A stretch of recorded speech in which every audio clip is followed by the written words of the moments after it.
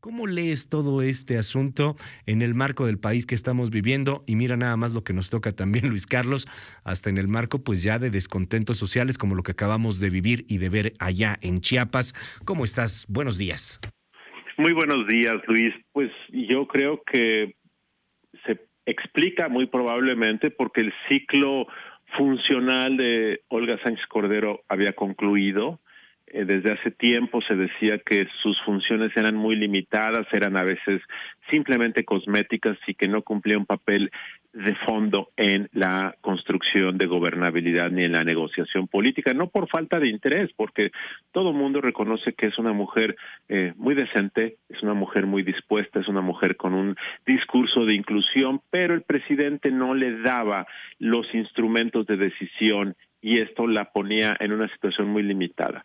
El nuevo secretario de Gobernación es gobernador en funciones, pedirá licencia, es un político que ha estado en partidos, es un político de cancha de juego, es un político que ha hecho esto durante 30 años. Entonces, a diferencia de Olga, que era una jueza, ministra de la Corte, una política o una funcionaria, digamos, de las estructuras aristócratas del gobierno mexicano, aquí tenemos un político de calle que además creció donde creció López Obrador, que es su amigo de la infancia, que tiene una amistad personal, que probablemente López Obrador tiene pocos aliados de este tipo que lo han acompañado desde hace 30 o 40 años, que lo conoce desde niño y creo que eso le da mucha más influencia. Creo que el ser gobernador le permitirá negociar con otros gobernadores con mucha más sentido común, lenguaje común, y creo que se verá muy pronto, Luis, es mi perspectiva, la opción B del presidente de la República para la candidatura presidencial. ¿Por qué? Porque es político, porque viene de Morena, porque tiene un grupo Tabasco, etcétera, etcétera. O sea, ¿ves como opción B, digamos que se cae? Entendemos que una opción A es Claudia Sheinbaum, ¿no? Digo, ¿para qué no Así decir? es. Y se cae Sheinbaum por alguna cosa, porque el desgaste es brutal, el que se está viviendo. Esta es una lectura muy interesante. Tú verías a Adán Augusto López, opción B. Por Wow. supuesto, sin duda. Yo creo que es claro que este va a ser una persona que se va a mencionar muy pronto como aspirante a la presidencia Uh-huh. y que realmente lo va a hacer en el hecho, porque hace varias semanas o 2 o 3 meses el presidente mencionó a 6 o 7 y claramente se sabe que 3, 4 de ellos no tienen ninguna opción. Claro. Yo creo que él, el nuevo secretario de Gobernación, sí las tiene realmente y que va a empezar a crear popularidad al interior de Morena como un candidato viable para ser candidato en 2024. El presidente es celoso de su brillo, quiero decirlo de esa manera como medio de eufemismo, pero el presidente es muy celoso de su brillo. Él no le gusta que alguien brille como con luz propia, al parecer, ¿no? ¿Quién es Adán Augusto López en ese sentido? Es alguien evidentemente leal, pero que tendrá sus propias ideas, que tendrá inclusive algunas que puedan llegar a ser antagónicas con el presidente, o un soldado de la 4T López Obradorista. Mi impresión de lo que sé y lo que leo y lo que he escuchado es que es un político de estilo pragmático, que se adapta a las circunstancias, no es un ideólogo, no tiene un discurso excluyente, no tiene un discurso violento, ideologizado, como lo tienen otros miembros del equipo de López Obrador. Es un político pragmático que estuvo en el PRI, que estuvo en el PRD, que ahora está en Morena, que estará en otro partido si es necesario, que su gran amigo es López Obrador, a quien va a defender porque lo conoce. Su proyecto se llama Su Amigo Andrés. Ese es el tema. Y López Obrador, como lo dijo ayer, Adán es un amigo entrañable, usó ese verbo, ese adjetivo el día de ayer. Entonces, yo creo que va a ser un político que se va a adaptar, discreto. Su estilo es un estilo austero, no es un estilo muy extravagante, de tal forma que yo creo que ese problema del brillo no le va a causar problema. Porque tampoco lo vemos como en el lado de los ultrarradicales, que hacen No, mucho ruido en algún momento. Es un político más bien moderado. es un político pragmático, Uh-huh. es un político de un discurso de la negociación, de hacer cosas, de ejecutar, hasta donde yo sé eso es. De tal forma que no es un político ideologizado, pero como he estado con su amigo Andrés Ujú. desde hace 30 o 40 años, entonces los obradoristas le van a tener simpatía. Ha estado en la fundación de Morena, ha estado con López Obrador desde hace muchos años en su lucha política. Entonces creo que eso le va a generar un lugar especial.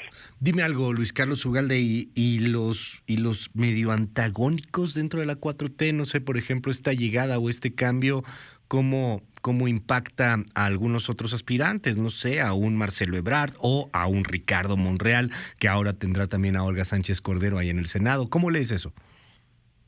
Mira, Luis, digo, todo esto son Sí, claro, especulaciones totalmente. pero De eso se ¿cómo lo trata, veo? ¿no? Es Pues el que análisis. lo Ajá. veo que, o sea, yo sinceramente, como muchos lo han dicho, no creo que Ricardo Monreal sea parte de la estrategia de sucesión presidencial de López Obrador. Digo, muchos han comentado anécdotas, yo también creo que no lo es, y yo creo que el mismo Monreal lo sabe, y yo creo que Monreal debe estar pensando en qué momento va a ocurrir el rompimiento que seguramente va a ocurrir, si es un rompimiento amable o si es un rompimiento político también. Yo no lo sé, pero yo creo que él lo tiene claro que en algún momento eso va a ocurrir Claro. y que bajo ninguna circunstancia el presidente va a dejar o va a promover que él sea el candidato. Yo creo que en el caso de Brad, él sabe que él no es alguien probablemente digerible para el obradorismo duro y que aunque ellos no son los únicos que mandan, claramente Marcelo Ebrard, y tú lo viste en todo este conflicto de la semana pasada de la agregaduría cultural en España, eso simplemente fue un pretexto porque para muchos dentro de la base ideológica de Morena, y ojo, la base ideológica de Morena ven a Marcelo Ebrard como un advenedizo, como un neoliberal. Bueno, pues lo es en realidad, es un político profesional, es un político competente e inteligente y eficaz, pero proviene como un político pragmático de las épocas neoliberales que López Obrador tanto detesta. Entonces, para muchos les genera desconfianza, les genera incomodidad, porque es un hombre inteligente, no es un repetidor de frases ultra radicales como otros, no se suma al carro de la adulación boba, que muchos sí lo hacen. No, pues este es inteligente, pero esto le genera incomodidad. Yo creo que eso dificulta, obviamente, que él sea digerible en una candidatura, aunque si López Obrador lo apoyara con todo, pues lo aceptarían, pero no es fácil.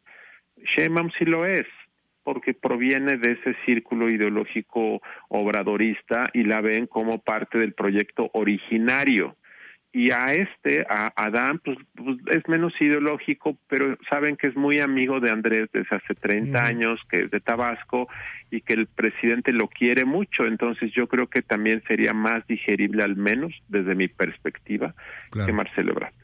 Finalmente, Luis Carlos Ugalde, no quiero desaprovechar la oportunidad de tenerte en este espacio y no preguntarte lo que ha pasado hoy en la mañana. Es inédito, el presidente no pudo llegar a su mañanera, estuvo ahí la CENTE bloqueando el acceso y luego la CENTE se retira y lo que nos dice nuestra corresponsal Lisette Coello es que tampoco lo dejaban entrar, pero los papás de niños con cáncer, pero los médicos que también están ahí exigiendo insumos. En fin, ya no hubo mañanera, ya hubo una manifestación ahí un poco más severa, a lo mejor por eso hoy se ve, aunque ya han pasado cosas similares en gira, pero no antes de una mañanera. ¿Algo que decir de lo que sucedió el día de hoy? Pues mira, es la primera ocasión que se materializa que una protesta impide que el presidente haga lo que más le gusta hacer. Dos, creo que este tipo de molestias están presentes en muchos lugares del país, pero están segmentadas, están focalizadas, pero se están nutriendo en muchos lugares. Entonces, yo creo que lo que ya hemos visto, pero vamos a ver más en los próximos 3 años, es la irrupción de estas protestas, que a López Obrador todavía no le preocupan mucho porque no han tenido un impacto electoral, que es lo que a él le importa primordialmente. Pero esto yo creo que vamos a ver una segunda mitad del sexenio más conflictiva porque pues hay un desgaste del gobierno, porque los problemas se multiplican, porque la capacidad de protestar pues aumenta en la medida en que tú ves que protestas y otros protestan, pues se va retroalimentando la protesta de forma colectiva. Yo creo que lo que a mí me parece lamentable es lo que yo supongo va a decir el presidente. El presidente seguramente va a decir que fueron unos provocadores, que son un grupúsculo, que son los conservadores, en lugar de aceptar que hay un problema ahí real que hay que atender, no el de la CENTE, porque porque la CENTE ha sido históricamente una agrupación que protesta de todo como un mecanismo de extorsión de fondos públicos. Pero sí me refiero al de los niños con cáncer, porque aquí sí hay una demanda específica que se ha dado en los últimos 2 años y no se atiende, no se resuelve. Ese caso creo que merece atención, pero el presidente lo usa para decir que es una invención de sus enemigos para golpearlo. Ese es el tema, que el presidente no reacciona de una forma inclusiva, no va a cambiar, es un político excluyente porque requiere de la polarización y este tipo de ejemplos le dan. Solo que si esto se multiplica y cada semana hay una protesta y de cada vez, una vez o 2 veces al mes en sus giras le pasa esto, pues ya va a ser algo más complicado, creo yo. Luis Carlos Ugalde, un honor tenerte en este espacio, poder aprender de ti, darnos luz en este tema. Gracias. Gracias, Luis. Muy buenos días. Es el director de Integralia, exdirector, excoordinador, expresidente, ¿cuál director y coordinador? Expresidente del Instituto Nacional Electoral, director de Integralia Consultores.